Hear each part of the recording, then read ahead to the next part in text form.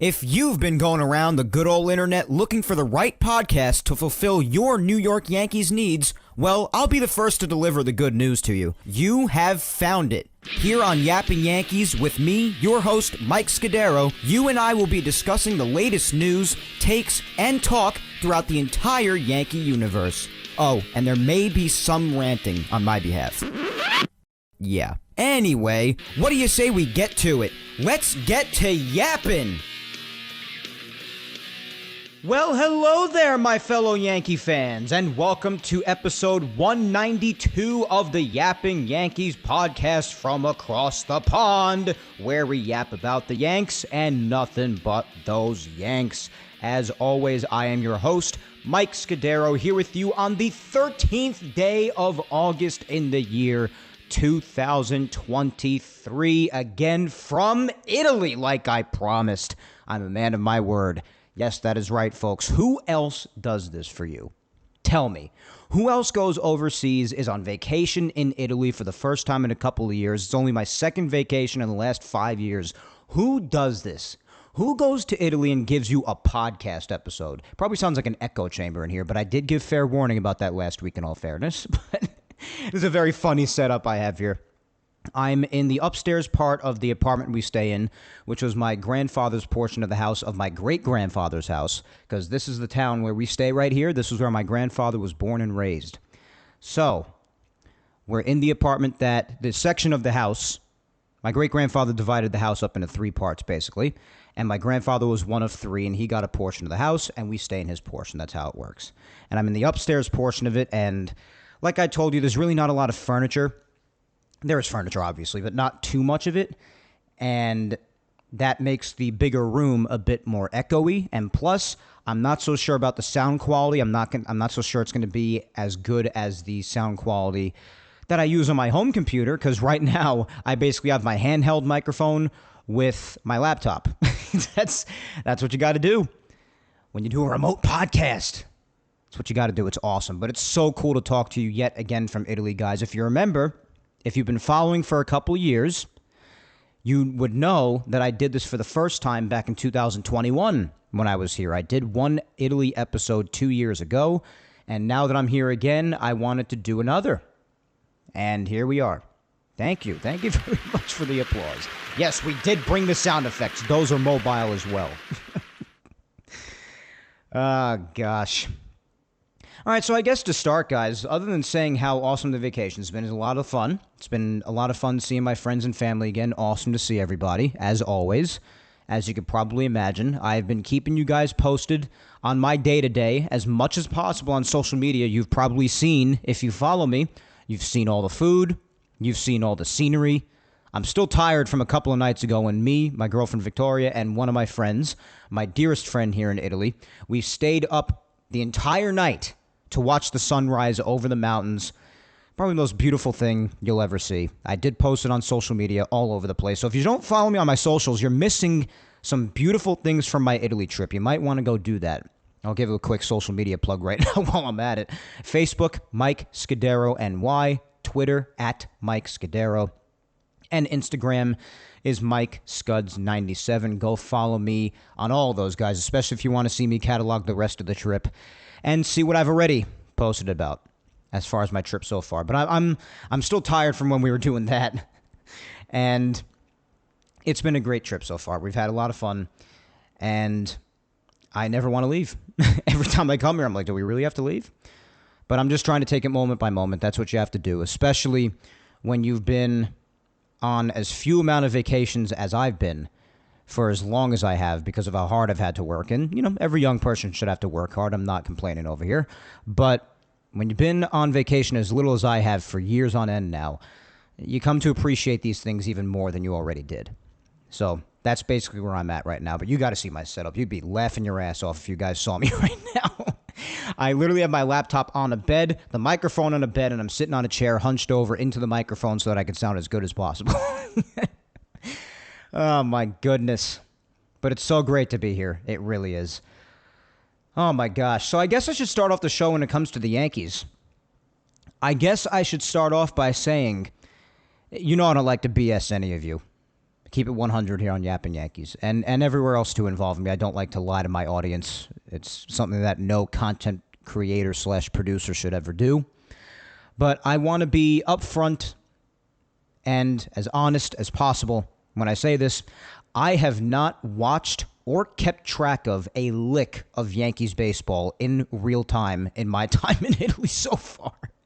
I have been enjoying my trip to the fullest. I really mean it when I say that. And to be honest, it's not really like the Yankees gameplay is inspiring me to really give a single crap while I'm abroad. To be honest, I'm just being really upfront with you. So I have not kept track in live time. Of course, I'll look back afterwards. I've watched highlights. I loosely keep track of the score, sometimes, I guess. But I have not watched or kept track of in real time of almost anything involving the New York Yankees. And their gameplay doesn't inspire me at all because I'm going to come on record right now and unfortunately say that, especially in light of some of the additional news that we've gotten this past week,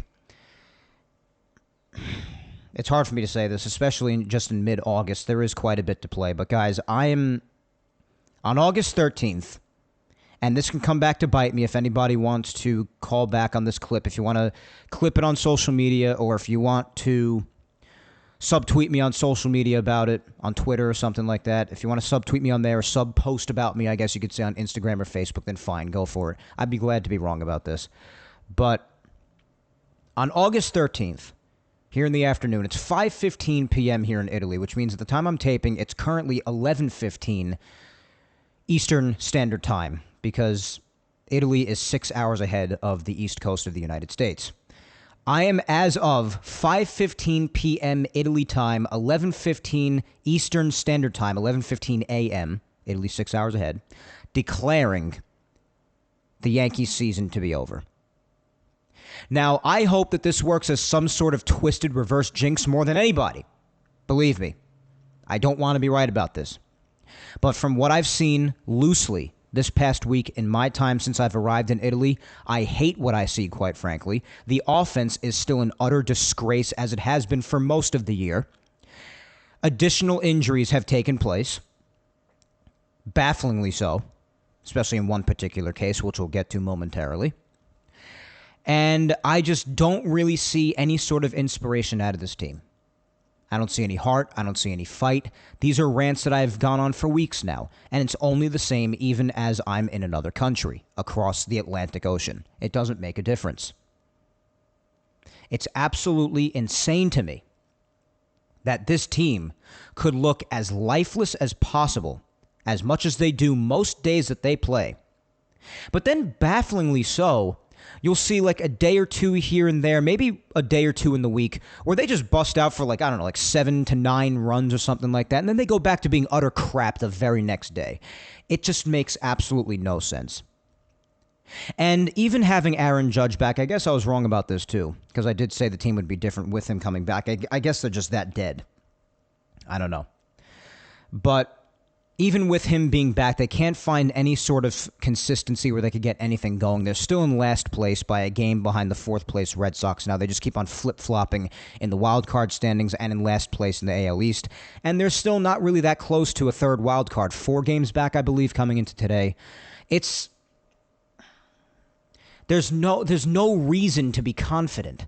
If you want to be optimistic and confident, I'm not going to crap on you. As a matter of fact, I'll give you all the credit in the world, on the contrary. But even in years past, guys, in like 2013 and 14 and 16, other years since 2009 in which they didn't make the playoffs, you felt more inspired by those teams then than you do now with this team. This team, with all the money they have invested in it and all of the veterans that should be doing their jobs and all of the players that they have on the team you expect to come through, but they don't. All the injuries and all the crap on this team that should be a World Series contender, a championship caliber, as the Yankees love to say, and they're not. But then you look at a lot of other rosters who were significantly and factually worse in those other years they didn't make the playoffs. They managed to have more heart and more inspiration and more fight in them, more spirit than this team ever could. It's really never felt more hopeless than it does now. It's really crazy to say that. Only 3 games over 500 right now, coming into what will be an afternoon game. Because, again, it hasn't started in New York yet. It would start, because it's baffling with Italy time sometimes if you don't keep track properly. But today's game, it's at 7:40 p.m. here. So that would make it a 1:40 game back home. And it's only 11:20 back home right now. So I don't know, guys. It's just really, it's not inspiring whatsoever. It's really crazy to say it, but you really did feel more hope on those teams that didn't even make the playoffs. It's utter insanity.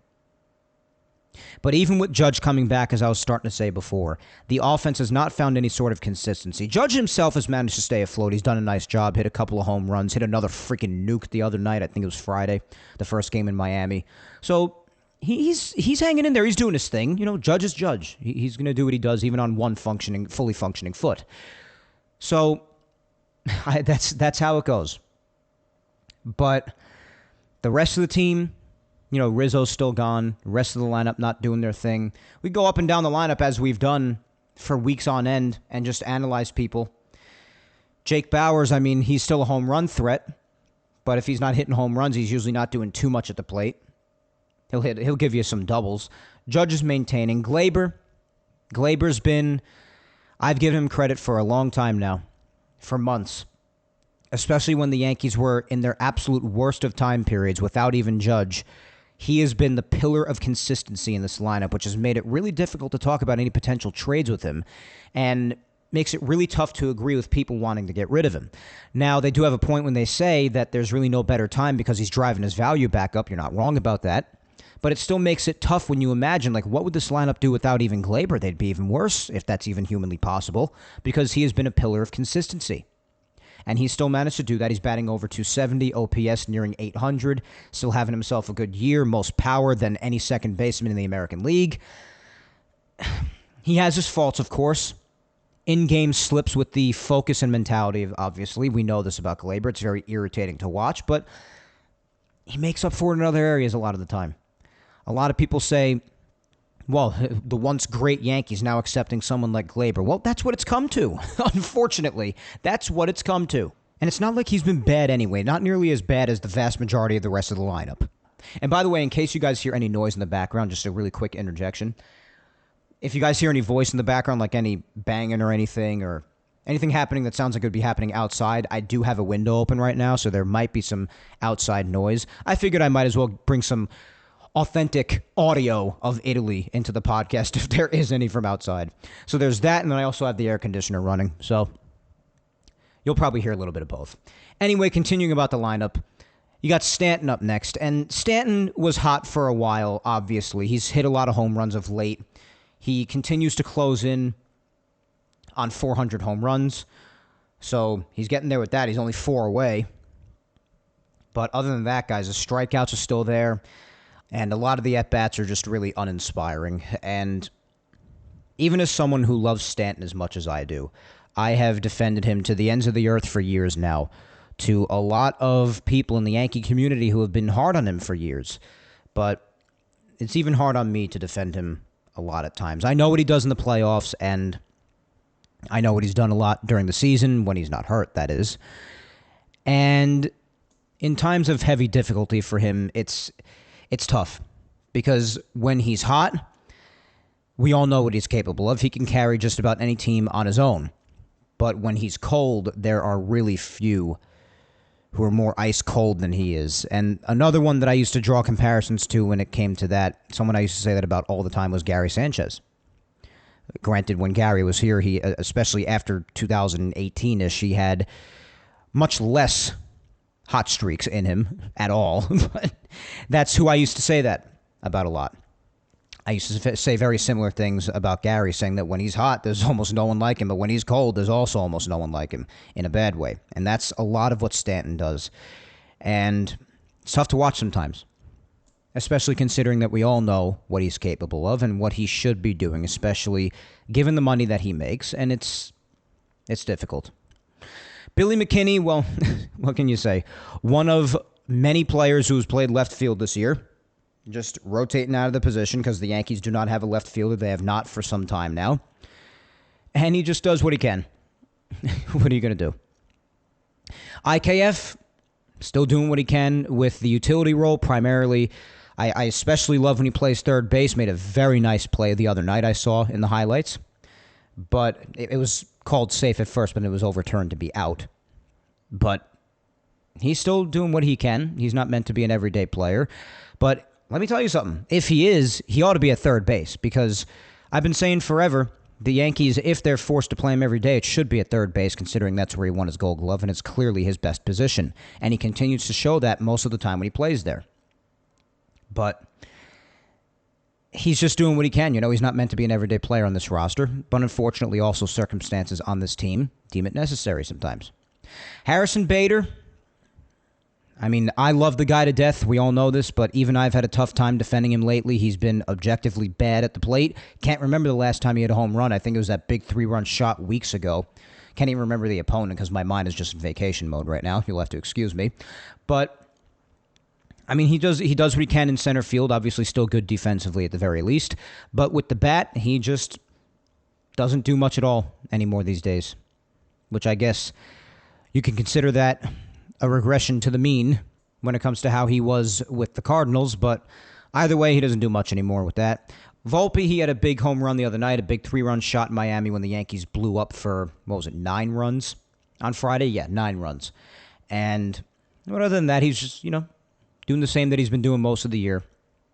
Still batting .210, OPS at .669. But he's also got 15 home runs now, which is pretty impressive for Yankee shortstops of late for the last bunch of years, nearing 50 RBIs. Got his 20 stolen bases, which I thought would be a bunch more by now at this point of the season, given the pace that he was on to start the year. But, at one point in the mid-ish part of the season, of course, he just was forgetting how to even get on base for a while, and even when he did, he wasn't running as much. So he's still only at 20 stolen bases. And then Higashioka's Higashioka, and Trevino's still out for the rest of the year. Nothing's different there. So, uninspiring offense most of the time. And the pitching rotation, especially of late, I guess this is a good transition into Yankees news. Why don't we just go right into it? Pitching rotation is basically in complete and utter shambles, even more so than it was before. Because on Sunday, last week on the 6th, we were talking about how Rodon left the game in that third inning with left hamstring tightness, and he had gone to the media and said that he made it sound like it was more precautionary than anything, that it was okay, and he hopes to be out there for the very next start. Well, it's not what happened, because very shortly after that, they placed him on the 15-day injured list, and that was that. So Carlos Rodon, again, after a half a dozen starts with the team after missing the first bunch of months with his arm problems, his elbow issues, and then the chronic back problems, comes back, pitches in a half a dozen games, the vast majority of them being terrible, maybe except for 2 of them.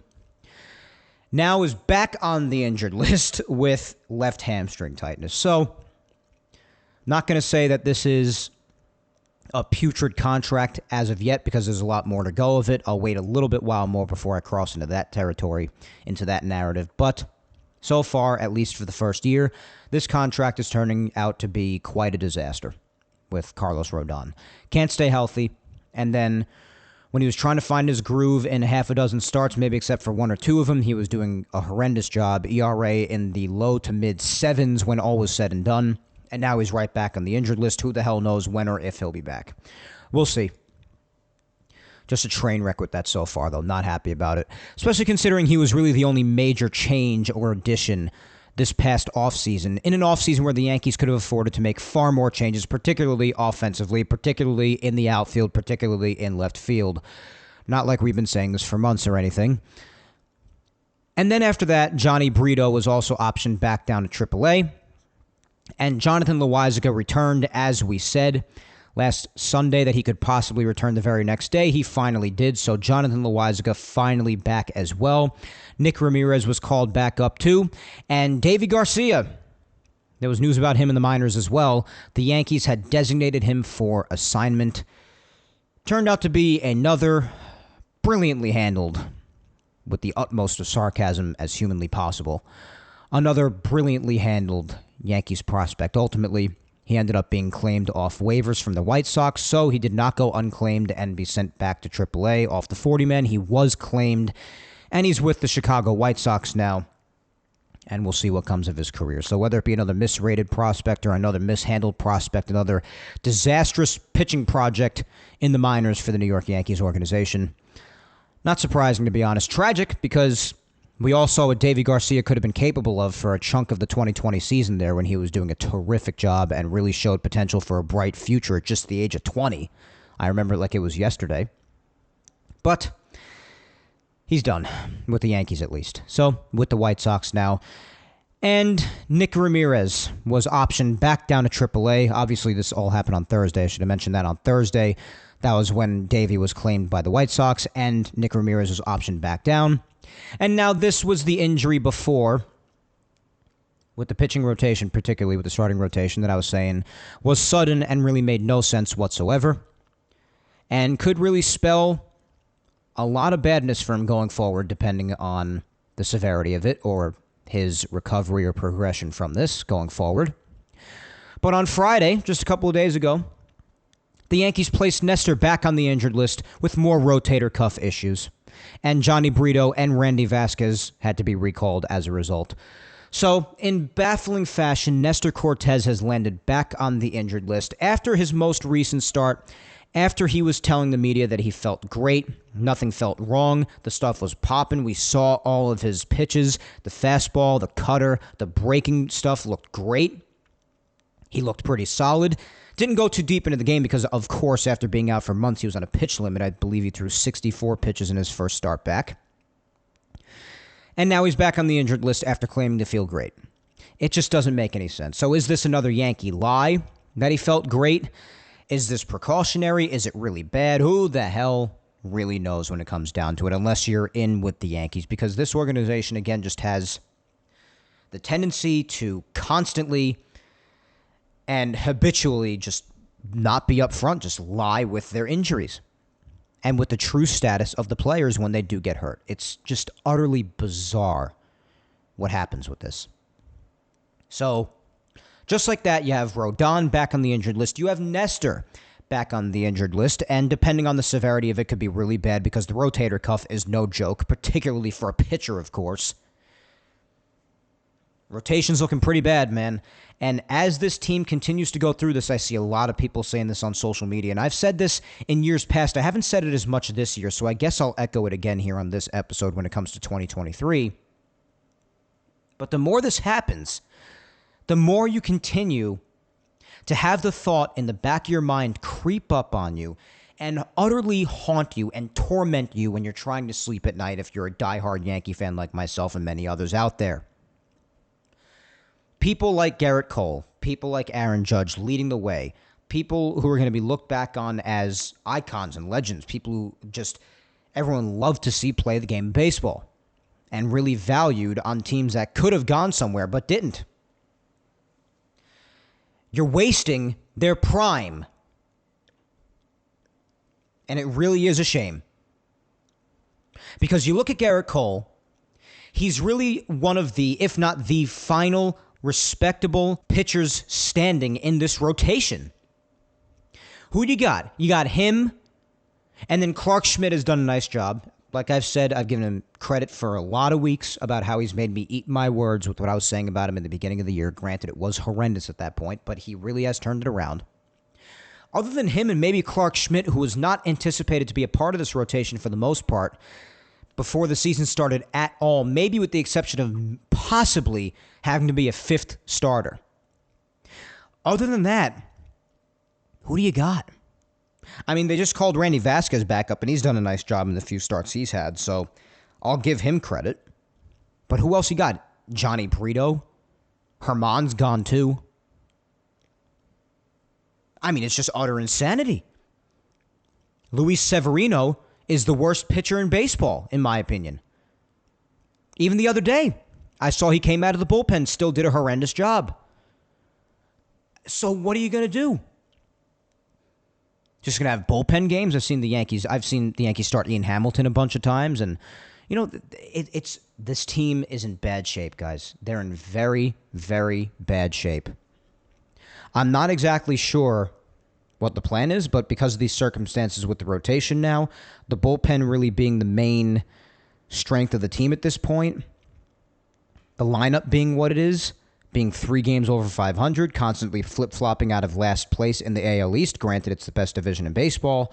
Not being able to gain ground when you really can and taking the opportunities when you can get them to gain ground on the team in front of you, or teams, I should say, in front of you in the wild card race. How are you supposed to feel confident about this team's chances to even make the playoffs at this point? And then you hear reports from the Yankees. Obviously, you don't know how true it is, especially when it comes from guys like Andy Martino or Clappish or people like that who really don't have the best of reputation or accuracy in reporting in the baseball world. You hear reports from people like this coming from the Yankees organization. This past week, it was said that Hal Steinbrenner is apparently furious with what's going on with the Yankees. It was good to at least hear that. But then you hear the rumors that, well, we all expect, that firing Brian Cashman, moving on from him, or even just maybe I even heard some people suggesting to just maybe promote him to another position in the organization and just have a change within the general manager's position, but still keeping Brian Cashman at least within the organization. I mean, whatever. I guess it'd be fine as long as he's not the general manager anymore. Whatever. Depends on the position he's promoted to, obviously. But you hear that moving him out of the GM position is not even up for discussion. It's not even on the table. That's the quote that they used. But with Aaron Boone, it seems like his fate could be up in the air. And I want to reiterate what I've said so many other times. And I tweeted this on Twitter a couple of days ago while here in Italy, and it got hundreds of likes. I think it got like 15,000 views or something like that. A lot of impressions. It got a lot of attention because it's the truth, quite frankly. I want to reiterate what I've said many times. If you fire Boone and you don't make any other changes, you are not going to see the changes that you think you're going to see in this organization. Nothing's going to change. Maybe you get a couple more wins here and there. Maybe you see the players responding to a new manager a bit better, possibly. But it's not going to make as big of a difference as you think. It's just not. Because I want to say again what I've said to the point where I feel like beating the crap out of myself because I'm tired of saying it.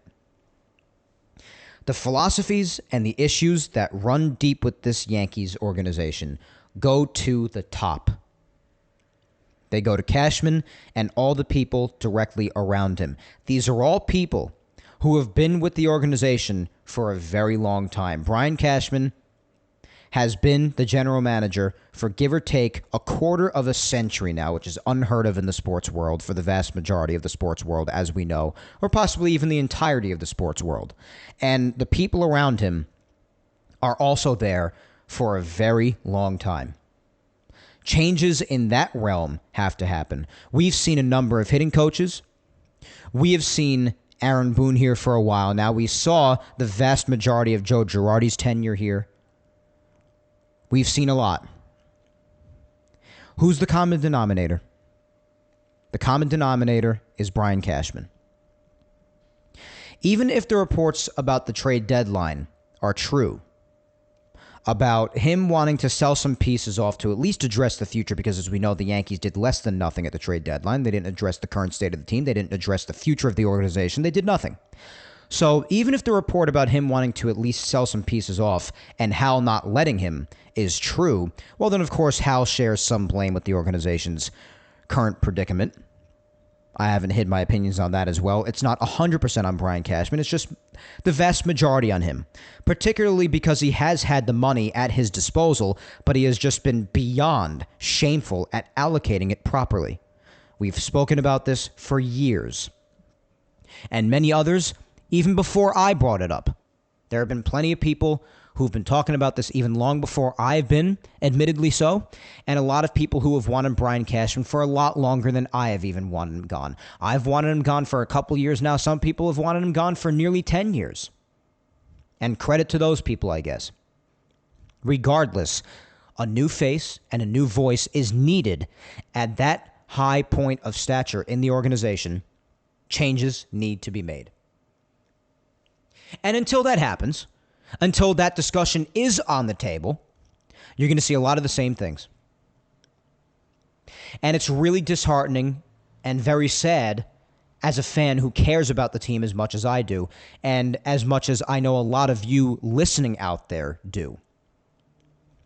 But do you really want to tell me, and I know there are a lot of people out there, and again, more power to you, God bless you.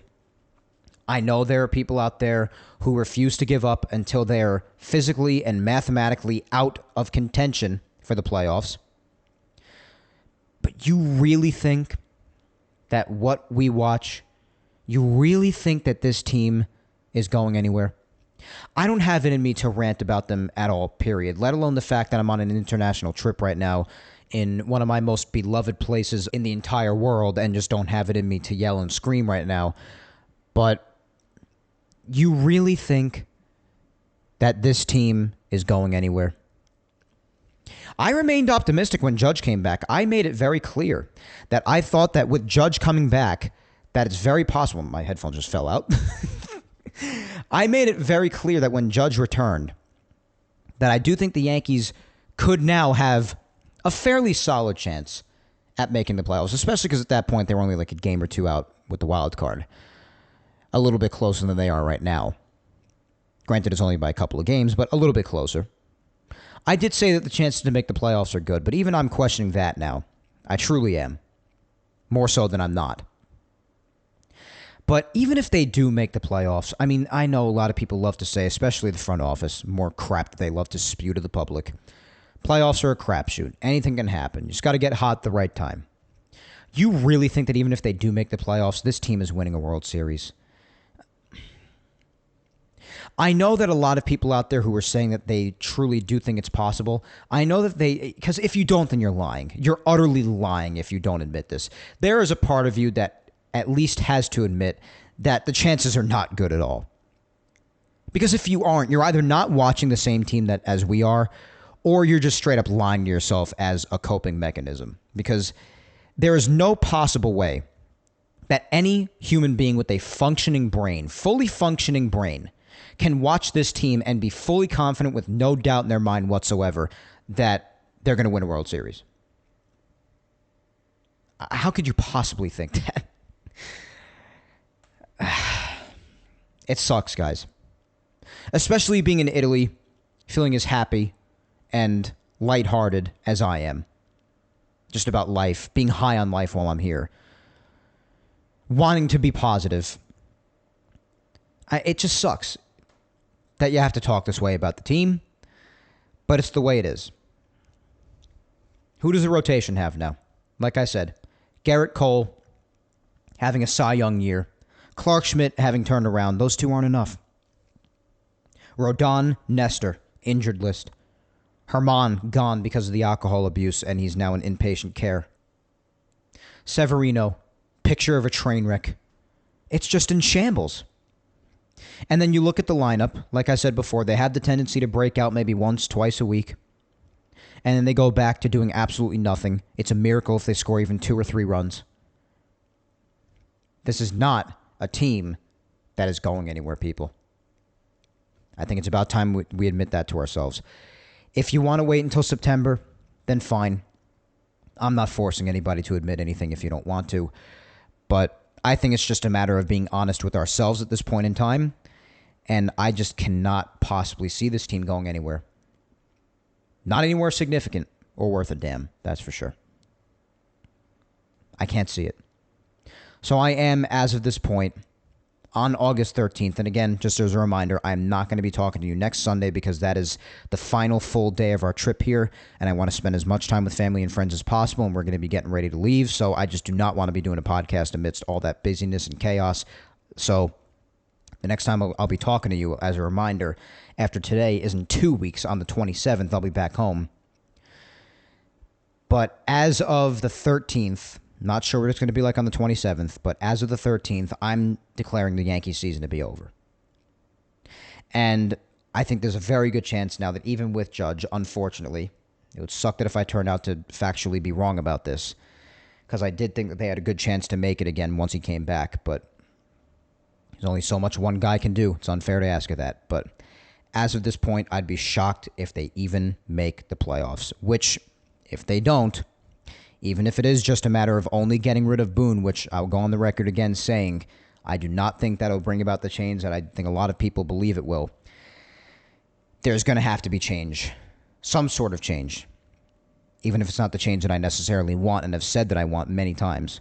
There's going to have to be some change made. Because for this team, with the payroll and expectations that they had coming in, and the opportunities that they had to improve in any which way possible, for them to not even make the playoffs, and for them to have the, quite frankly, insulting trade deadline that they had,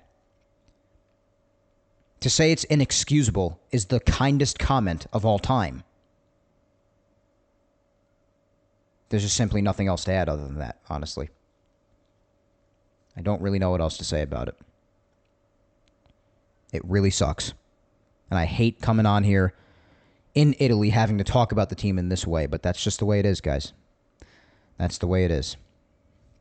So obviously we're gonna move on to weekly recap in a couple of minutes, but obviously we're not going to be able to talk about today's game because I want to remind you that right now it's almost 6 o'clock at night here at this point now. And back home, that means it's almost noon. So obviously the game has not started, and the game will not have even started at all by the time I'm done recording this episode. So today's game will not be discussed whatsoever. It's starting at 1:40, and you guys will be getting it earlier in the day because of the time change. I'm probably going to have this upload. I'm going to record it and probably just sit on it for a while. I'll edit it up and then do my brief edits that I take about like 5 minutes to make or something like that.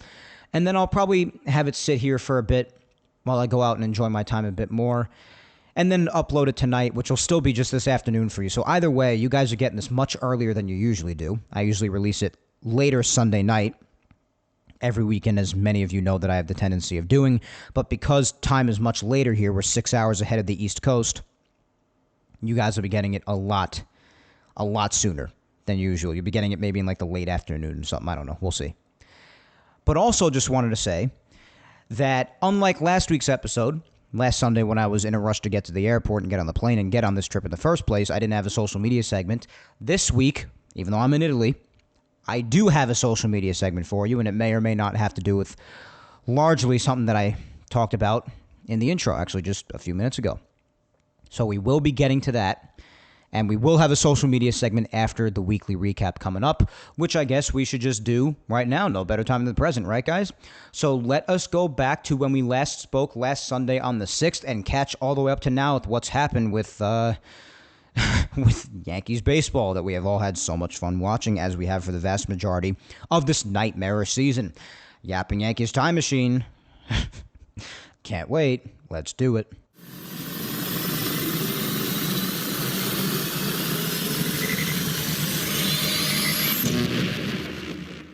All right, my friends, time to recap this past week. Now, if memory serves me right from last Sunday, and a lot has happened since last Sunday, so I don't know if my memory is 100% correct, but I'm like 90% sure that when we ended last week's episode, the game against the Astros was not over yet, the final game of that 4-game set last weekend. And I believe we covered up to when Wandy Peralta utterly collapsed in the 6th inning and gave up 4 runs after the Yankees came all the way back to tie the game at 5 after being down 5-1. Pretty sure we covered that. What I believe we didn't get to cover was the bottom of the 6th and the bottom of the 8th when the Yankees scored 2 more pointless runs on an RBI double by Glaber, because again, Glaber, pillar of consistency, no surprise there. And in the bottom of the 8th, Harrison Bader doing what he has done very little of for some time now, and that's actually coming through, with an RBI single making it 9-7. And as I had said last Sunday when they fell down 9-5 that I was convinced the game was over, it in fact was. Final was 9-7 in that game, and they would end up settling for a split in that series. Monday, they'd get right back to action, but hit the road against the White Sox. And I was saying that they have got to at least win this series, and shocker, they didn't, even though the White Sox came into the series with a 46-68 record. Well under 500, that is right. And this is why I've said in weeks past we cannot afford to give any sort of prediction with this Yankee team, whether it be positive or negative, especially if it's a positive one, regardless of opponent, because they could be 40 games under 500. Yet the Yankees this year in 2023 will find every which way they can to lose the series possibly. So that's just the way it's gone.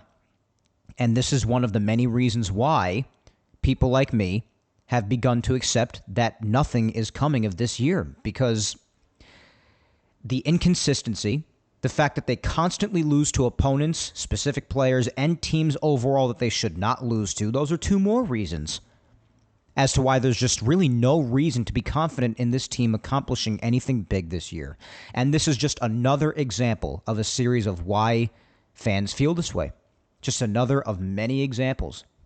And many other examples of a lot of other series they also shouldn't have lost against other bad teams, i.e. just the Rockies and the Angels not too long ago. How about the series against the Cubs? Even though the Cubs aren't awful, they're over 500. 5 games to be specific coming into today, but should you have lost a series, and embarrassingly so, to them at home? Probably not. So, just so many examples. You could just run down the list. Series that the Yankees should not have lost, and this is just yet another one of them against the White Sox. And it was pretty freaking embarrassing, except for Tuesday, when the Yankees yet again had their 1 or 2 days throughout the week where the offense manages to put a crooked number up, at least somewhat crooked, I should say. And this was one of the 1 or 2 times this past week that it happened on Tuesday. But first off, Monday, the embarrassing 1-run performance when Garrett Cole took the mound. And when he takes the mound, you're pretty confident. As long as the offense puts up, you say maybe like 2 or 3 runs, then Garrett could possibly get it done.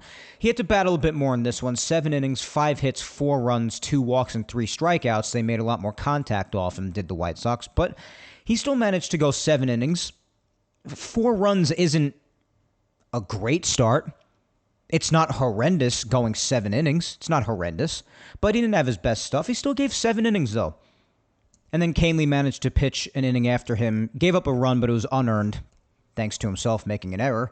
But regardless, the offense never gave them a chance to even try to win the game, because the only run they did put up was on a sacrifice fly by Billy McKinney in the top of the 7th to make the score 2-1 at the time. They were down 2-0. And then right away in the bottom of the 8th was when runs began to pile on a sacrifice fly by Andrew Benintendi, and then a 2-run double by Robert Jr. So there you go. And don't forget, since Garrett started that 8th inning, 2 of these runs were charged to him. That came home in the 8th when Canely was on the mound. So, with the offense being dead, only scoring 1 run on a sac fly, didn't really matter what the pitching did. They would have had to pitch a shutout to have any chance at winning. That's just what most games have been this year, it seems like. So the Yankees took a 5-1 L on Monday. Tuesday, this was one game that they managed to win. This was the one that Clark Schmidt started. Gave another nice performance, 5 1/3, 4 hits, 1 run only, and 7 strikeouts. So Clark continues to be efficient. Again, some people still complain that he doesn't give the best of length. Between 5 and 6 innings is usually a safe bet, but it's better than giving 3 or 4. He did that a lot earlier on, and he continues to at least give 5 innings, I would say, in most of his starts, and only give up a couple of runs at best. He's certainly not amongst the many problems of this rotation, that's for sure. I'd say he and Garrett are basically the only bright spots at this point, with it having fallen apart again, with Nestor going back to the injured list, Rodon going back to the injured list, being without Herman now.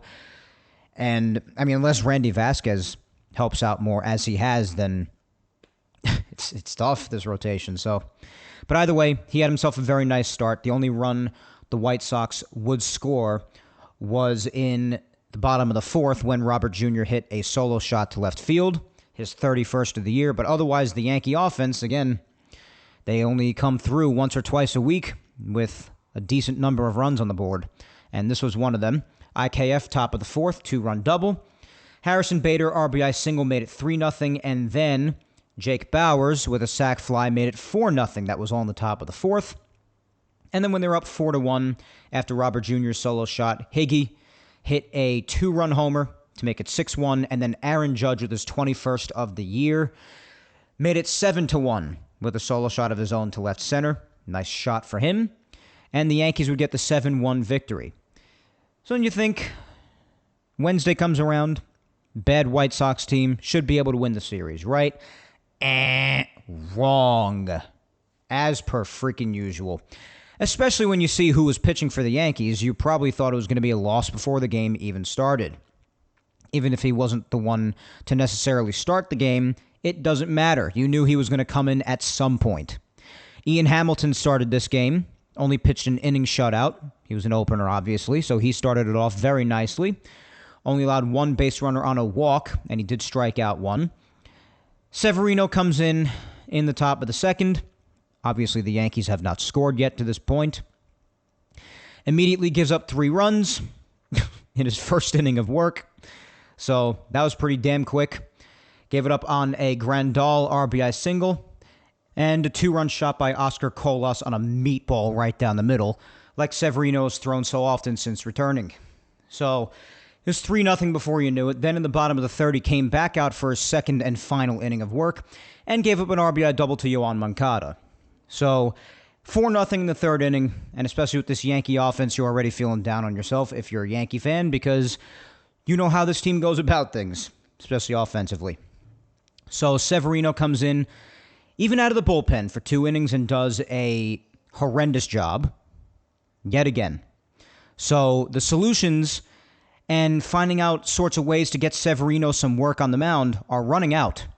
Because if he's going to even be crap out of the bullpen, then what are you supposed to do? I mean, if this team is just planning on not making the playoffs, if they don't end up making the playoffs and they're out of it at some point, then I guess throw him out there because who cares? But if you have any true playoff aspirations or any true chances to make it, you cannot have this guy pitch if he's going to even be crap out of the bullpen. I said a week or two ago that I was willing to give him a chance out of the pen because that's what he deserves. You know, he's been here for a lot of years, even if he's been hurt for the vast majority of it. But he at least deserves that, in my opinion. So you can at least give him a shot there. But if that's not going to work out even, and you plan on actually being a legitimate team of any sort, you can't put this guy on the mound. I don't care what the situation is with the rotation. I'd rather open up with just about anybody out of the pen and have freaking Michael King start a game and pitch the bulk of the game rather than have this guy get any time. You can't do it. It's just horrendous. So again, just doesn't give them any sort of chance to even have any hopes of winning. Top of the fourth, Stanton, RBI groundout, makes it 4-1. And then, right after that, Gleyber Torres makes an error at second base when Eloy Jimenez hit a ball to him and drove home Trace Thompson as a result of the error, made it 5-1 White Sox. Stanton then hit a solo shot, his 18th of the year, in the top of the seventh to make it 5-2. So both runs off the bat of Giancarlo Stanton. So at that point, White Sox 5, Stanton 2. And then things just got out of hand in the bottom of the eighth when Elvis Andrus hit a 3-run double to make it 8-2. And then Tim Anderson got an RBI single to make it 9-2. And that was the final score. So in lovely fashion, the Yankees lose another series that they should not have lost and could possibly have even swept and should have swept. But instead, they come up on the losing end of things, allowing the guy who let Jose Ramirez punch him into another dimension drive home the final run of the series. Isn't that great? Just love to see it. Thursday off, thank God. And then they moved on to Miami. And this was day 2 of this past week where the offense decided, hey, we're going to do our jobs today. This game was opened by Ian Hamilton again. This time didn't do as great a job as the last time. But this is what the Yankees are going to have to do a vast majority of the time because their rotation is in shambles now. Just another thing to add, right? Rotation wasn't really bad at all for most of the year. Wasn't horrible, at least. Probably middle of the league, average maybe. The bullpen's really been the massive strength. And at times the rotation was pretty good, but now it's in shambles. So you got to have Ian Hamilton and guys like him opening up a lot of games now. It's just the way it has to go. So 2 innings for him. Allowed 2 runs, both of them in the bottom of the second, but fortunately the Yankees already jumped out to an early lead at the time, shockingly. That was with the home run that I mentioned earlier by Volpe, a 3-run bomb to left center field, driving home Stanton and Bader, gave the Yankees an early 3-0 lead in the top of the second. And then Jesus Sanchez hit an RBI triple off of Hamilton right away in the bottom of the second, And then Jake Berger hit an RBI double to make it 3-2. That would be the end of Ian Hamilton's day. Top of the third, this is also the home run I mentioned earlier, Aaron Judge. Homering to center field over 460 feet in Marlins Park, mind you, with one fully functioning foot. The guy's amazing. What can I tell you? What can I tell you about Aaron Judge beyond what I've already said and every single other person breathing has already said? Probably nothing. But yet here we are still talking about him because he makes us, because he's that good. So that made it 4-2 because it's a solo shot. Top of the fourth, the Yankees added on even more. RBI single by Oswaldo Cabrera and an RBI single by IKF. So IKF continued to get in the work. 6-2. And then an RBI single by Gleyber Torres, making it 7-2. So they were piling on. At this point now, Randy Vasquez was in the game. Gave up a run in the bottom of the fourth on an RBI double by Jake Berger. So that made it 7-3. And then in the bottom of the sixth, when he was still in the game, Josh Bell hit a solo shot. Josh Bell, of course, traded to Miami at the deadline. That was his 15th of the year. Made it 7-4 Yankees, so it was getting a little close for people's liking. But fortunately, that would be the last run that they would allow to the Marlins. And then in the top of the ninth, Kyle Higashioka, 2-run single, driving home Greg Allen and Harrison Bader. Anthony Volpe got thrown out at third, but the 2 runs still scored. And that made it a 9-4 game, and that would be the final. So Ian Hamilton having had a bit of a rough second inning, and then Randy Vasquez giving up 2 runs in his near 4 innings of work. Not horrible at all. And they managed to have a nice win to start the series in Miami. And you'd hoped yesterday they would have kept the ball rolling, but they did not, particularly because they faced Sandy Alcantara. And we all know how good he is, even though his ERA is a bit high this year, but still has great stuff. And the Yankees could make literally the worst of pitchers in the world look like Cy Young candidates. So regardless of whether or not an otherwise good pitcher is having a bit of a rough season, more so than prior seasons, if they still have good stuff, they're still going to likely mow down this lineup. It's a safe bet. And that's exactly what happened because the Yankees only scored 1 run, and that was all the way in the 7th inning on an IKF RBI single when they were already down 3-0. After early on in the game, Luis Arraez hit a 2-run shot in the bottom of the first, and then Joey Wendell hit an RBI single in the bottom of the fourth to give them a 3-0 lead after all that. And having started this game was Michael King, and or rather opened the game. That's what I mentioned before. I'd rather him even if he could pitch like 3 innings, I know that would leave him unavailable for a few days, probably at least a couple of days. But it'd be better than throwing Severino out there like I was saying before. Brito was in there for the chunk of this game, having thrown 5 innings of 1-run ball. Not too bad at all. Struck out 6, only gave up 3 hits. But the 2 runs by King and the 1 run against Brito was enough for this dead Yankee offense to take another loss. So they come into today, and they're playing the rubber game matchup in Miami. We'll see what happens. The game is not started, of course, at the time that I'm taping. Hopefully they win the series. But if they can't win a series against the White Sox, then why would they win against the Marlins? Common sense tells you. But like I said before, whether it be a positive or negative prediction, the 2023 baffling New York Yankees, you can't tell what's going to happen. You just can't. More often than not, bad things are going to happen. But sometimes they'll surprise you and do something that makes no sense whatsoever, even if it is positive.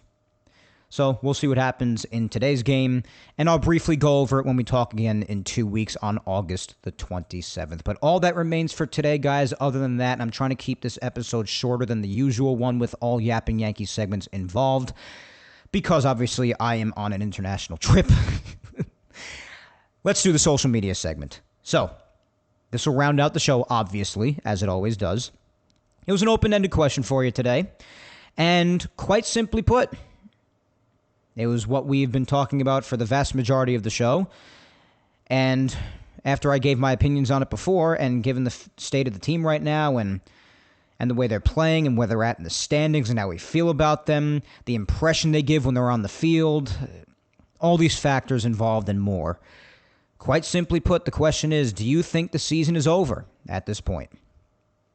I already gave my opinions throughout most of the show, so I don't really want to sound like a broken record too much. But I'll just briefly say again that, especially when Judge came back, I said that I believe that they have a good chance to make the playoffs. That's very doubtful at this point. But even if they do, which I'm thinking more so than the thought that they will, I'm thinking that they don't even make the playoffs at this point, given how they're playing and how things just continue to worsen with the injuries and whatnot to pile onto it, which I don't think is a valid excuse anymore after all these years of them happening and all of the other reasons other than the injuries making this team awful that we've spoken about at length. So I'm more inclined at this point to believe, and I hope I'm wrong, that they don't even make the playoffs. But even if they do, I definitely don't see them really going anywhere significant at all. I can't see it. If this team even would make it out of the first round, it'd be a miracle. That's just my honest-to-God opinion. So, and for all the reasons I've mentioned throughout this show, just countless reasons that I've been talking about are my reasons for believing this. In case you don't think that I have any evidence, you could also listen to past episodes if you want, because I go in depth on this team better than most do. So, all right, so let's get to some responses, see what you guys think. A lot of people wrote in, so we're not nearly going to get done with probably not even half of them, to be honest. But that happens, fortunately for me, not so fortunately for you, because I can't get to all your replies as a result. But fortunately for me, very often because of how much you guys rock and how much you guys support the show, which I appreciate. You guys love interacting, and I love interacting with you guys. Let's get to some replies. First up, we got at RMNY1976 saying it's over. They need to shut down Judge and DJ for the year. Call some kids up and see what they have. This team just isn't good. They start 3 to 4 AAA and quadruple A players on a daily basis. Well, yeah, it's more or less what they've been forced to do for the most part at this point. And, you know, why not? Because if it's truly that way, then if they're not going to make the playoffs, then whatever, you know? Yeah, and with DJ, it's really weird because there hasn't been an official IL announcement for him yet. I don't believe he's played in days. I mean, I even think I saw a bunch of people tweet out, like, if you're not going to play DJ, just IL him, and I would tend to agree with that. I'm trying to see when the last time was that he even played, and I'm on Thursday now, or Friday rather, and yeah, he's not even here either, so it's been days since he has played. Now I'm checking the White Sox series because, again, this past week I didn't follow extremely closely like I usually do because I'm abroad right now. So, yeah, no, Wednesday, nothing. Tuesday, nothing. Yeah, so it's basically been this whole week, more or less. I can't even remember the last time he played. Yeah, not on Monday either. It's crazy. It's absolutely nuts. Trying to find when specifically was the last time that he played. Yeah, it was Sunday. So it's been a week since this guy played. So I don't know. I agree with that. I would just IL him at this point, especially because I guess you could retro it to freaking Sunday now.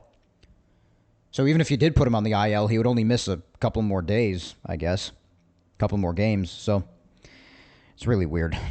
It's really odd. But yeah, if they're not going to go anywhere, you might as well rest you guys. I'm inclined to agree with that. Rebecca at Peace Now for Life says, nope, I will believe in this team until the very last out of the last game. It's just who I am. Win or lose, this is my team. Do I think they have a great chance? No, but it's definitely not over. They have a lot to fix in the offseason, but there's still a chance. Well, at least, Rebecca, you're saying that sensibly, and that's why I respect this reply. Even if I don't totally agree with it, as far as there's chances to make the playoffs and or do anything significant after, I can definitely respect the acknowledgement that they definitely don't have a great chance or it's not a foregone conclusion, because how could you possibly think that and claim to have 2 functioning eyeballs and 1 functioning brain after watching this team for nearly 120 games now in 2023? It's just impossible to feel that way. So, but listen, I respect it. Obviously, it's not mathematically over yet, and until it is, there is a chance. Especially because, yeah, they are only 4 games out. It's not completely over, but you have your feelings after you watch the behavior and the gameplay and the overall aura of the team. And you just feel a certain way, you know? I'm sure anybody who's even optimistic would understand that, or at least could, I would hope. All right, let's continue on. Next up, we've got at Cashman Sucks NYY. I still love that handle. And they say, I think it's over just because Seattle's red hot and Yankees are inconsistent with the offense. Well, yes, Seattle, just another team in front of them. One of many in front of them. And they will not lose of late. You're right. And anytime the teams in front of them do lose, like I said before, it's another reason why it's hard to believe in them, is because of the fact that whenever teams in front of them do lose and they have a solid opportunity to gain ground, they never seem to take advantage. Ever. We spoke about that last week, I think the week prior too. It's really annoying. In front of them right now by a game is the Red Sox, and then 2.5 games over them is Seattle, and then you got the 3 wild card teams in Toronto, Houston, and Tampa Bay. And I don't think there's any shot of them catching the Astros or Tampa. And it's doubtful even the Blue Jays, who hold the 3rd wild card still. But even that could change quickly because Seattle's only a half a game behind them coming into today. So, it's just crazy. Absolutely crazy. But even when they do lose, they never seem to take advantage. At Crusaders BBNY says, yes, it's over. Too many injuries, 0 pitching after our ace, and no offense. Yeah. I mean, the injuries can be said to be a legitimate problem, obviously because they are a massive problem with this team for years now, no doubt about that. Can you use it as much of an excuse to this point because of how often they've been happening for years with no solution to them? And the fact that the team is just poorly constructed to begin with as well, therefore the injuries happening making it even worse than it already was? No, you can't really use that as a primary excuse anymore as far as I'm concerned. I don't want to have anything to do with it. But they are still happening, so you do have to mention it. And especially, yes, in the rotation, little to no pitching after Cole, who is going today, so it gives you some optimism. But again, the offense does nothing. There's nothing even Cole can do amidst his Cy Young season. The poor guy, my God. Him and Judge, man. And no offense. Goes without saying. At Yankee Ken says, yes, it is. The Yanks can't hit, especially against right-handers. Now the pitching is severely compromised. Hard to see this team making any kind of sustained run to just squeak into a postseason spot. Yeah, they just let it get too out of hand. Always saying it's right in front of us, we control our own destiny, blah, blah, blah, blah, blah, blah, blah, blah, blah. Same old stupid cliches we have been hearing for years, and all season long, even when this team has been at its worst. They never seem to want to stop saying this. Even the players, we even spoke about last week when Rodon said it's right in front of us. It's even trickling down to the players. It's like a mind flayer coming from the top. It's absolutely crazy. It's like a Jedi mind trick. At Sylvester001 says, just watching it for entertainment, and I still cheer for them, but I know the season's over.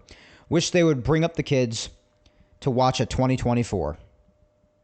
Yeah, I mean, I wish they would just not be terrible. How about that for a change, huh? How about that for observation? How about they just don't suck? How about that for analysis? That's more in-depth analysis than John Smoltz saying that Kyle Tucker is just a really good player on a really good team. Or saying that, oh, if nobody's heard of Kyle Tucker, then they will soon, even though he's been one of the better outfielders throughout the sport for years now. Earth-shattering analysis, just like John Smoltz. I'd like for the Yankees to not suck. How about that? Put that in your pipe and smoke it. At Baseball T-Czar says, time to worry about the offseason. Stick a fork in it. I wish I could battle back much, but I can't. I can't. At Javier114 says, I don't know, man. They're 4 games out. They can still make it if they went on a run. Today, they could have made ground, meaning yesterday. Toronto lost. Boston lost. They haven't been consistent all year. And yes, Javi, that's one of the things that I mentioned. Even when the teams in front of them do lose, they can't do anything to take advantage. That's what I mean. One of the many reasons why I just don't think they're going to make it. And maybe I'll be wrong, but these are all valid reasons to just not have much trust in this team. And that's another one. Even when the teams in front of them lose, and they have every opportunity in the world to gain ground, they just don't. At C Pizza IA says, yes, they need to make up ground on a few teams and have to play better than them. And so far they haven't. And are they really capable of playing 700 ball to pass them? Or even 600 ball? I don't see it. And nobody has. In about 200 games, they're at best a 500 team. Yeah, I did see that. That in, give or take, the last 200 or so games, that they're around or even under 500. And that's just absolutely crazy. That exposes the organization right there. You can't say it's a small sample size. You know, you're getting somewhat close to about a season and a half's worth of evidence about the team overall and how they performed the last year and a half or so. It's really bad. That's really bad. The New York Yankees, in give or take 200 games, at or under 500. At Reeves Hicksman says, not giving up just yet, Mike. More power to you. More power to you. You'll never see me crap on you for saying that. Like I always say, never crap on anybody for having an opinion, as long as it's not completely and utterly objectively outrageous. And as long as you're not insulting me for having mine when there's plenty of evidence, valid evidence, to back mine up. That's all I care about. At John Restano 13 says, yes, it's time to move on from the past, i.e. Cashman. Amen. At Gibbs 626 says, OVA, OVA. Spoken like a true New Yorker. Yeah, it's hard to argue. At Kalu Borden 12 says, the season has been over for weeks now. Hard to argue. Very hard to argue. A lot of people argued that the season was like definitively over after the Baltimore series in Baltimore. It's hard to argue. Things felt really bleak, especially when the Yankees really could have and should have won that series, if not for the dead offensive performance to start the series, and then also Luis Severino not even giving them a snowball's chance in hell to win the game in the final game when he allowed 6 runs in the first inning without even recording an out. So, at Mike B _923 says, about 95%. Even if the offense somehow rebounds, the starting pitching got much weaker. Hard to trust anyone not named Garrett Cole. It's another good point. We've been talking about the starting rotation all show. With Rodon going on, not that Rodon was doing anything crazy, but Cortez going now and Herman being gone. It's not good. Like I said, just about the only one. A lot of people would argue that he even has trouble giving length, like too much length, as opposed to someone like Garrett Cole, who feels like he routinely goes at least 6-7 innings, like 90% of the time.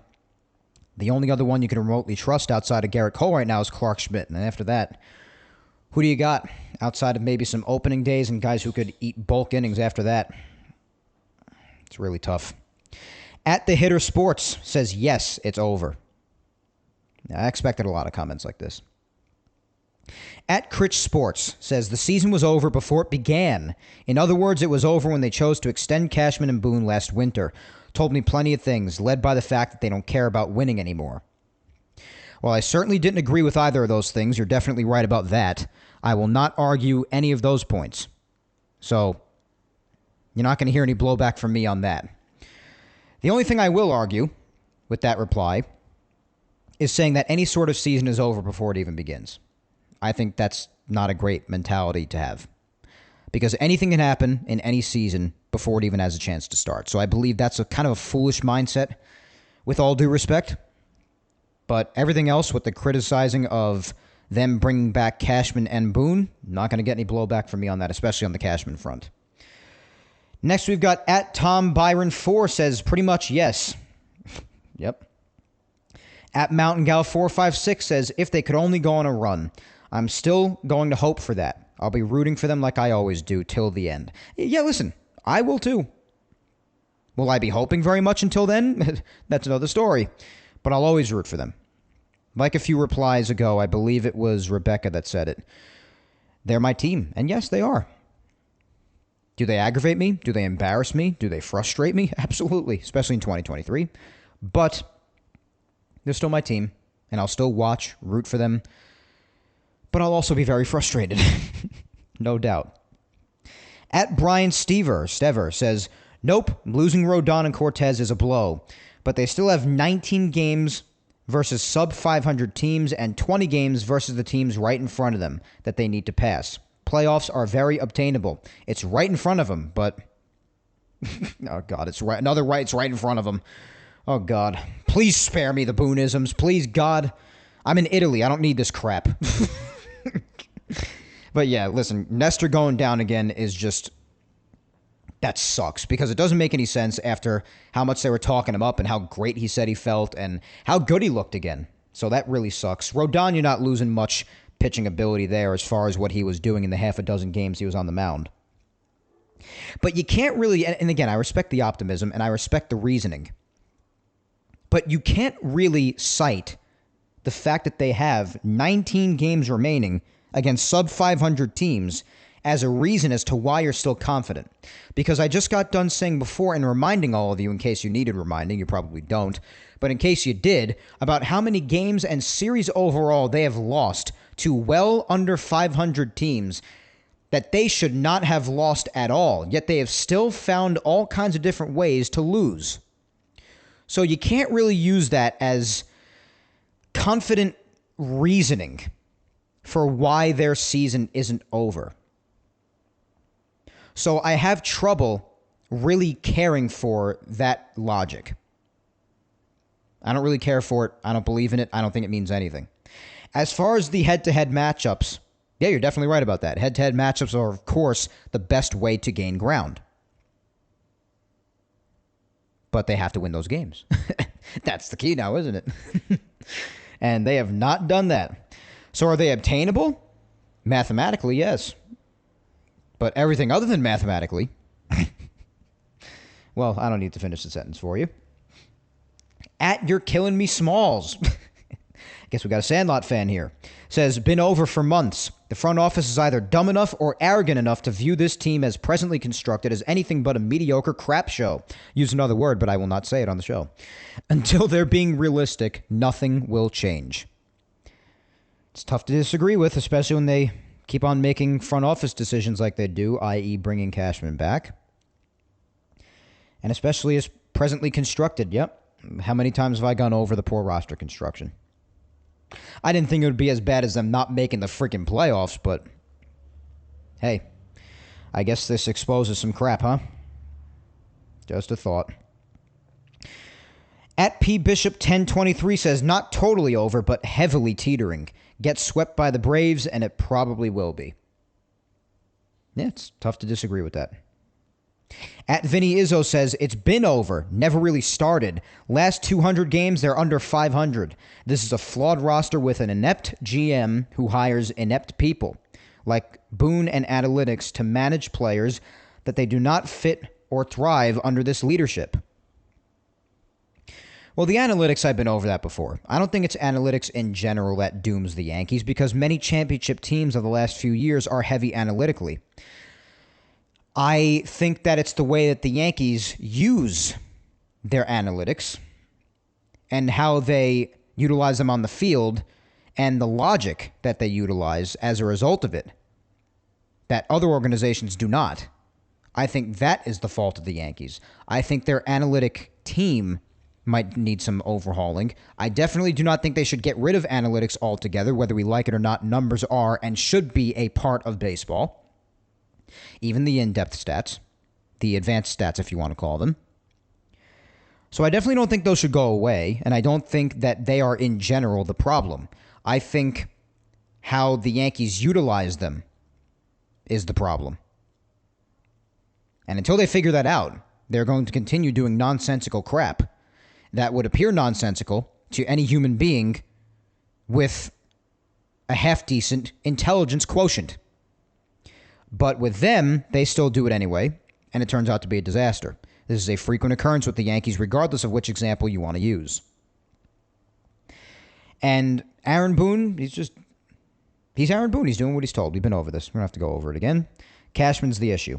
And yeah, another person to bring up the last 200 games. It's a crazy stat.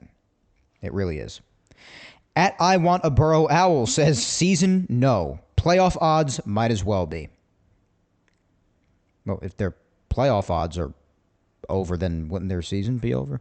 Unless you're just talking about the fact that their chance to make the playoffs isn't over, but then their odds in the playoffs might as well be over, then yeah, I could agree with that. I could respect that. At N1KE2_Trey says, yes, but like most Yankee fans, still holding on. I respect it. Listen, people are going to root for them. That's how it goes.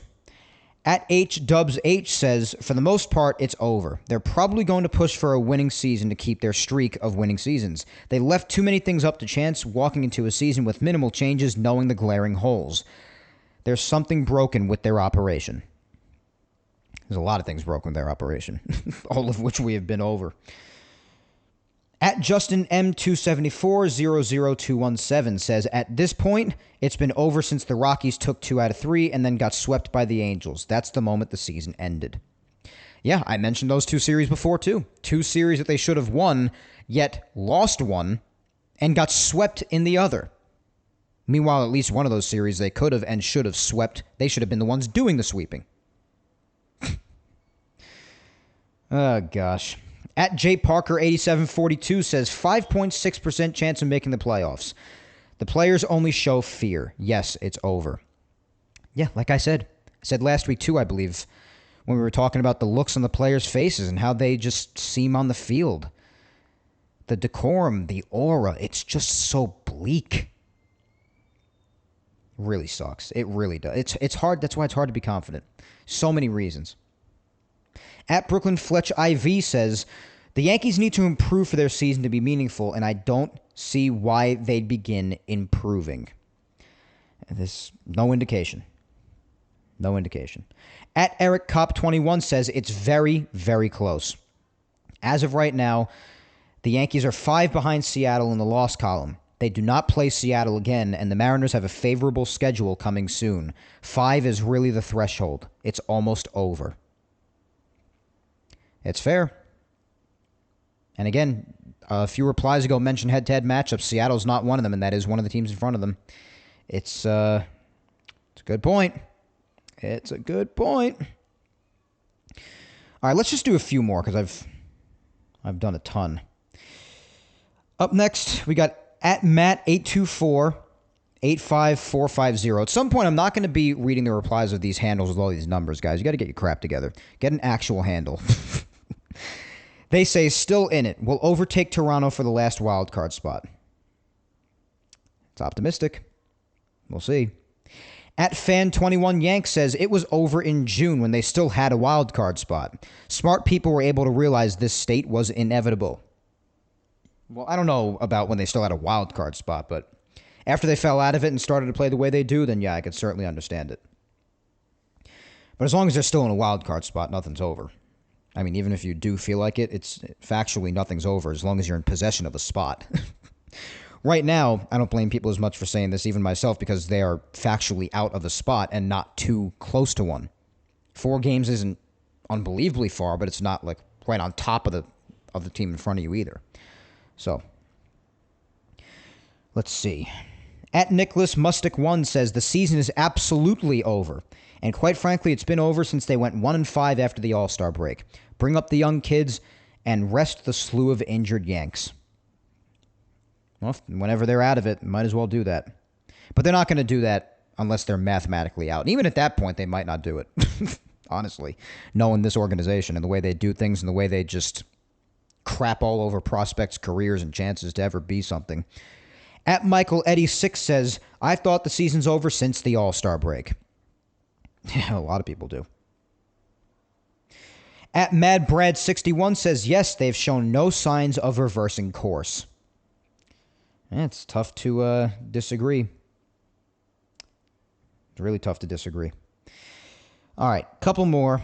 Let's do at PMarge66, and they say, hell no. Wow, okay, confidence. Okay, we'll see.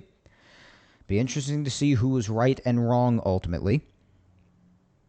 Next, we've got at Amy Dennison16 saying, yup, it's over. Yeah, this is most of the replies that I'm just glancing past as I keep on reading here. At Sneaker to Speaker says, if you define the season as being in and even winning the World Series, that season was over back in April. If you define the season as being the last wild card in the playoffs, then the season is far from over. Only 4 games back with 45 games left, 13 against the Blue Jays and Red Sox. Wait, those are the head-to-head matchups we mentioned before. They got to win them, though. They have to. Mathematically, it may be far from over with that many to play. But like we spoke about, clock is ticking, and the games are running out. Because after today, they'll have played 118 games, which leaves 44 left. And that is plenty of time to game 4 games in reality. But with this Yankee team, you have to consider otherwise. That's the thing. All right, let's just do 2 more, the usual final 2, before we wrap up, because we're about an hour and 20 in here, give or take. And I'm going to pack it in for the day and go have myself some dinner. And probably loosely keep track of the game and see what happens. I'm hoping for a win tonight, man. Get a nice series win in Miami on the road after losing a horrible series against the White Sox. Garrett Cole's on the mound tonight. See what happens. But let's do the usual final 2. First up, my girlfriend at Vic Salimo, and she says, I think they'll somehow make the playoffs, but fall short very fast. World Series is completely out of the question. I can respect that. I can respect people thinking they'll make the playoffs, especially because they're mathematically not far out of it, not too far. But if you're saying about what's going to happen in the playoffs as far as what will happen when they make it, and they'll fall out very fast, when you have my complete agreement on that one, as I've said many times. So, yeah, World Series being out of the question. If they even sniffed the World Series, color me probably the most shocked that I will have been in my 16 years watching the New York Yankees and baseball overall. All right, last but certainly not least is my mom, Julia Gina Scudero, and she says, Hi, Mike. I never like to say never because you never know. Plus, I want my favorite team to be in the World Series. But I feel that if they made the playoffs, they'd be eliminated very quickly because Cashman is allowed to make one bad decision after another on building a good baseball team. Why? I wish I knew. Let's hope for the best for our team. I love the Yankees. That's what I think. No definitive answer right now. Thanks for doing the show from Italy. You're the bomb. Thank you, Mom. I love you. And I have received similar messages from a lot of other people being thankful and thinking it's awesome that I'm doing a show from Italy. I'm glad to. I'm having fun doing this. It's interesting doing it from another country and having my remote set up with my laptop as opposed to my home computer and taking my handheld mic and having this really unique but simple remote setup here to do the show. It's a lot of fun. I love doing it, and it's awesome to be able to do it for a second time after having done it in 2021. At least I was more sure of it this time because I wasn't 100% sure if I was going to be able to do it 2 years ago when I did it for my first time. But after that being successful, I was pretty confident this time. I was like, yeah, I'll be able to do it again. It should be fine. And here we are. So that's that. It's awesome to be able to do it, though. I'm very, very happy. But, yeah, of course, listen, it's very respectable. There were some people in the replies saying that as long as they're mathematically in it, they're going to maintain hope. And I'm maintaining some hope myself as well.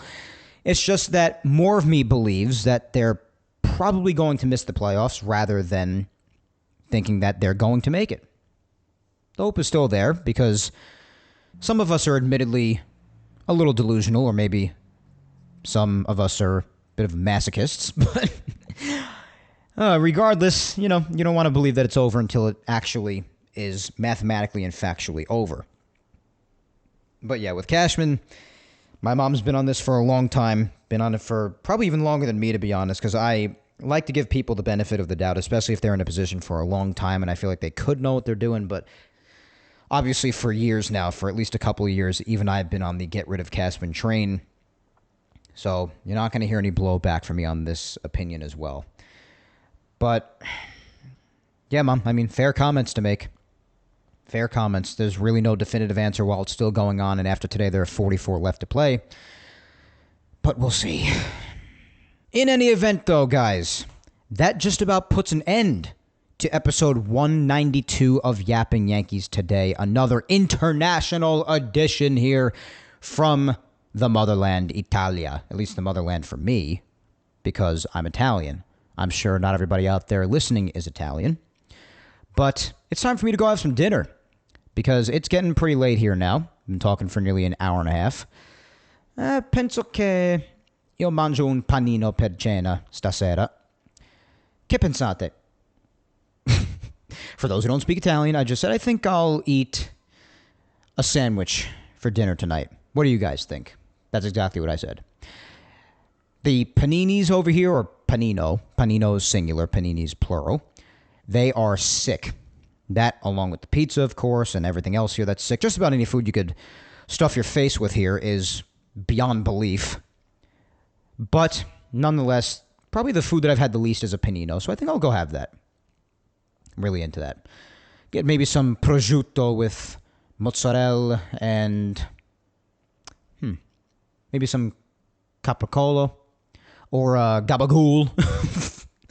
And or I don't know. We'll see. We'll see what I choose to put in the sandwich. All I know is that I'm hungry, though. Especially at the remote thought of food here, as I'm sure you can imagine. But I'm going to have some dinner. And before I do, I just want to remind you to follow me on all social medias. Again, like I said earlier in the show, my Facebook fan page is Mike Scudero NY. My Twitter is at Mike Scudero, and my Instagram is Mike Scuds97. Be sure to subscribe to Yapping Yankees on all 4 of the platforms it's available on. Obviously, that's YouTube, Apple, Spotify, and SoundCloud. Show your love on all 4 like you all do such a great job at doing always, and keep on replying and interacting with the social media segments, guys. You do such a great job with that every week, and I cannot tell you how much I appreciate it.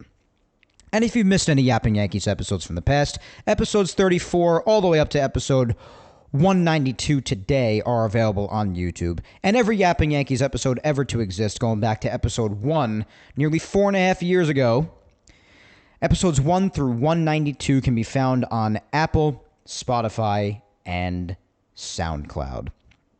But once again, I thank you 3,000 for listening to me yap today, as always, my good friends. And on this lovely Sunday afternoon here in Italy, I have been your host, Mike Scudero, and I will talk to you in 2 Sundays. Again, one more reminder, no show next Sunday, the 20th. I'll be back at you with another episode 193 of Yapping Yankees in 2 Sundays from today. August 27th. I will be home by then. I'm coming home on August 21st. And then by the time we talk on the 27th, I'll obviously have been home from Italy for a few days by then. So on August 27th, I'll come at you with episode 193 of Yapping Yankees as we inch ever so closer to the bicentennial episode. You ever have imagined that? Episode 200. But until then, guys, you know the deal, especially when it comes to the Yankees with these first 2. Hang in there and be patient. But also, look out for your loved ones and stay safe. Go ahead and kick life's ass this week, whether it's just a regular week or if you're on an extravagant trip like myself here in Italy or elsewhere. Kick life's ass. Doesn't matter when, where, just kick it. Do your best. And also for next week, since I'm not talking to you for 2 weeks. But also, of course, let's hope in the meantime that not only do I continue to have an epic trip here, but our Yankees do us as well as they possibly could and get some victories because they got some tough games coming up still. Right after this Marlins series, I don't think I mentioned what was ahead prior, but they have a 3-game set against the Braves in Atlanta for the next 3 days. Tomorrow's game will be at 7:20 p.m. Eastern. Same for Tuesday, and Wednesday the 16th, the same as well. They have off on Thursday, and then Friday, for a 3-game weekend set at Yankee Stadium, they come home to face the Red Sox. And the first game then is at 7:05 p.m. Eastern, and then 1:05 and 1:35 for Saturday and Sunday, the 19th and the 20th. And then after that, they have 3 games Tuesday through Thursday the following week against the Nationals. And then 3 games in Tampa against the Rays. Friday, Saturday, Sunday, August 25th, 26th, and 27th. And obviously the 27th is when we will talk next. So in that span of time, they face a mix of good and bad teams. Braves, Red Sox, good, bad. But the Red Sox are still better than the Yankees as of this very moment. And then the Nationals, bad. But then they face the Rays, good. So, mix of good and bad. Can't really ever tell what this team's going to do, so it doesn't really matter either way, if you ask me. But regardless, let's just hope for some wins. Let's hope for a win today, By the time you're listening to this episode, the game will probably have ended because I'll be uploading it later in the day, but still much earlier than usual because of the time difference, as I said. But otherwise, again, my friends, I'm off to go enjoy the rest of my trip here. I will talk to you in 2 weeks on the 27th. And from Italy, I bid you farewell, take care, and as always, regardless of how crazy they drive us, let's go Yanks.